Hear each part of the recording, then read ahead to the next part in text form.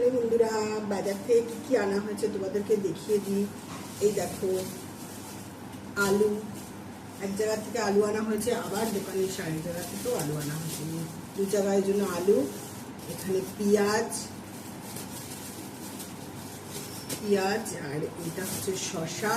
শশা আমার প্রতিদিনই আনতে হয়, আমরা শশাটা খুব খাই, জন্য শশা রোজই লাগে। শশা আর এই যে গাটি কচু এনেছি, চিংড়ি মাছ দিয়ে করবো বলে। গাটি কচুকে অনেকে গুড়ি কচুও বলে, অনেকে অন্য নামেও বলে। এই যে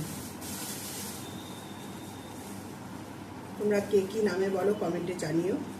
এই যে গাটি কচু, আর এটা হচ্ছে কাঁচা লঙ্কা,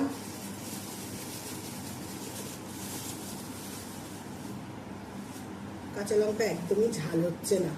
বর্ষার সময় কাঁচা লঙ্কা ঝাল হতে চায় না, জানি না এখন কীরকম হবে। আর এই যে বাচ্চাদের জন্য তো গাজর আমার রোজই আনতে লাগে, এনার বেবিসদের জন্য গাজর লাগে, তাই গাজর আর এখানে দুটো ক্যাপসিকাম।